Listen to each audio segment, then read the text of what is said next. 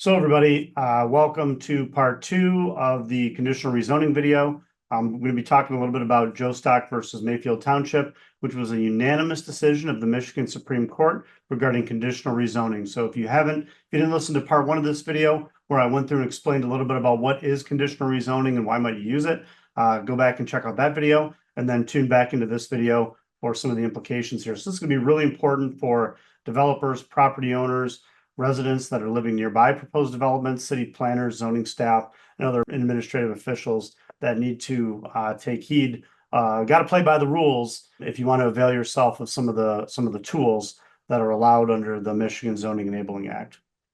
So what we have in this case is that there was a dragway, like a racing strip, so to speak, that was operated for years as a lawful non-conforming use in a zoning district.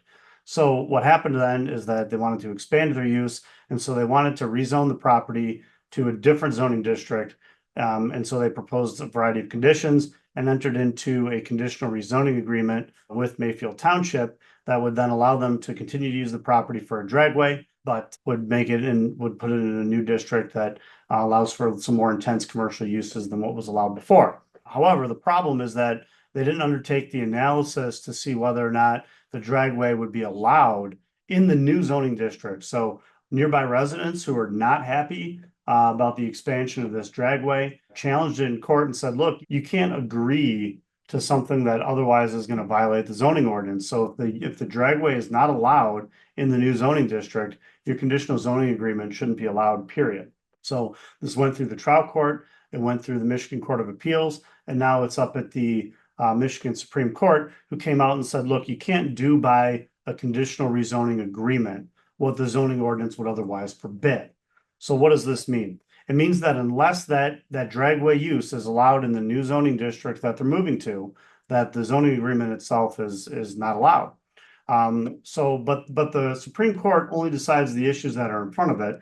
And so what they ended up having to do is they articulated this rule of law and then sent the case back down to the lower courts to determine, hey, now that we have this legal principle to guide us, was a dragway allowed in that new zoning district or not?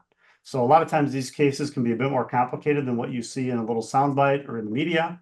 And so what we have here is a case where the court is now going to have to identify the facts of the situation and say, okay, look, based on the zoning ordinance in Mayfield Township as written, is a dragway allowed in the new commercial zoning district or not? If not, then there's going to be some major problems here for the dragway and major problems for Mayfield Township, and the residents will get a win. If, on the other hand, the courts decide, yeah, you know what, this would be an allowed use in that new commercial zoning district, then the dragway is potentially going to be able to proceed with the efforts to get this property rezoned. So thanks for tuning in, guys, for a little bit longer video here. I appreciate it.